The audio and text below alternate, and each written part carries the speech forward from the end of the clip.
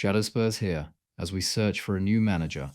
There is a topic that has been in the press recently, as Ange made some comments about the ambition of the club, and it's something that digs into the very soul of Spurs.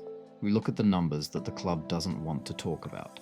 Today we're diving deep into the ceiling, not the one on the new stadium, but the one the club has placed over this squad's heads for over a decade. I've spent time analysing years of Premier League salary data, from the 2015 season all the way to this current 2025-26 season. What I found isn't just disappointing, it's an indictment of our ambition. Right now, Erling Haaland earns £525,000 per week at Manchester City. Meanwhile, Tottenham's highest paid player, Christian Romero, earns just £195,000. That's a gap of £330,000.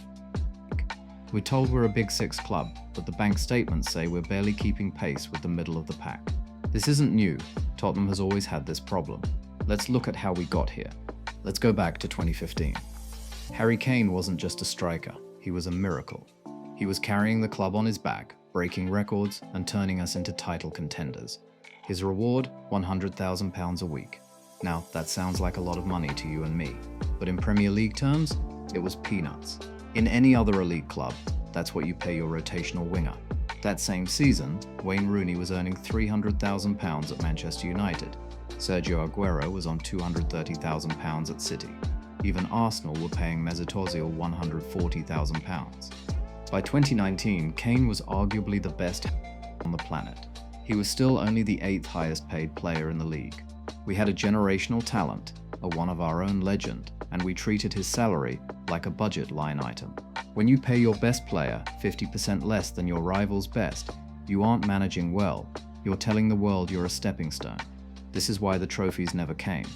In modern football, you get what you pay for. People love to say, but the stadium, but the revenue. Look at the data. The gap isn't staying steady, it's a canyon that's widening every year. By 2022-23, when Cristiano Ronaldo was earning £515,000 and Kane was still on £200,000, the gap grew to £315,000. Here is the most Shadow Spurs stat of all time. There are currently 28 players in this league who earn more than anyone at Tottenham. Even Newcastle has moved past our limit. We aren't just trailing the oil clubs, we're being overtaken by the entire top half of the table, while we admire our high-tech beer dispensers. When Kane left in 23, the board promised a new era. We cleared his wages and got the fee. Did we use it to finally break the wage structure and compete? No, we went backwards. Our highest earner in 2023-24 was James Maddison.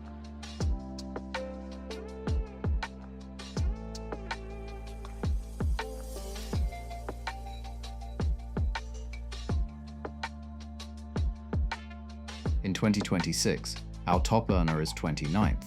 While every other club in the league has been increasing wages to compete for talent, Tottenham has essentially stood still. And in football, standing still is just a slow-motion suicide. The club and ENIC will tell you this is good business. They'll say we're sustainable and not backed by a nation state. But success in football has a direct correlation with wage bills. It's a statistical fact.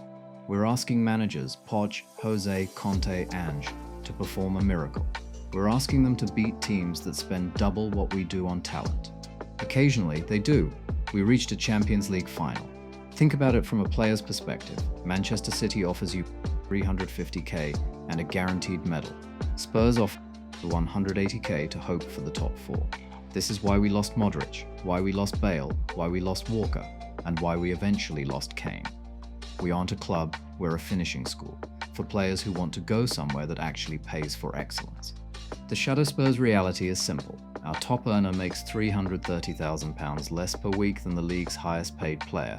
We've dropped from 8th to 29th in wage power.